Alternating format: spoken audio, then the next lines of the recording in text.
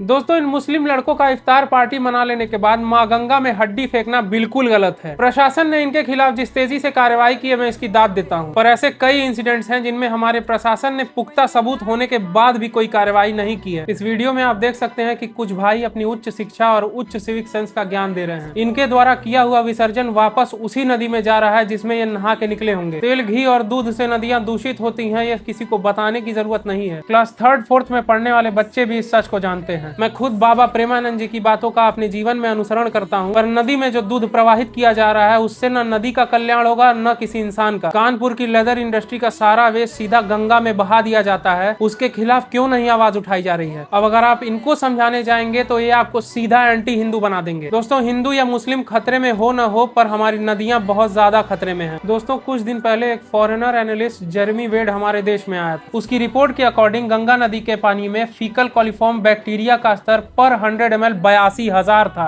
मैं आपको बता दूं कि पर 100 ml में 0 कॉलिफॉर्म बैक्टीरिया होना चाहिए ताकि आप उसे पी सकें, और 500 से कम होना चाहिए ताकि आप उस पानी से नहा सकें। अब एक कंपैरिजन करके आप खुद सोच सकते हैं कि कहां 500 और कहां 82,000। दोस्तों, हमारी देश की नदियां गंगा यमुना में लगभग हर साल बाढ़ आती रहती है। इस बाढ़ के चलते नदियों की ज्यादातर गंदगी बह जाती है और नदी साफ हो जाती है। नमामि गंगे प्रोजेक्ट पर हमारी सरकार 3,000 से 3,500 करोड़ रुपया हर साल आवंटित करती है। अब अगर आप ध्यान से सोचिए तो नदी तो खुद को साफ ही कर लेती है, बस आपको उसे साफ बचा के रखना है। फिर भी Namami Gange project hoarding, boards और एडवर्टीजमेंट तक ही सीमित रह जाता है। मेरी प्रशासन से विनती है कि इन सारे बिंदुओं पर भी ध्यान दें और जल्द से जल्द इनका निवारण करें। जय हिंद।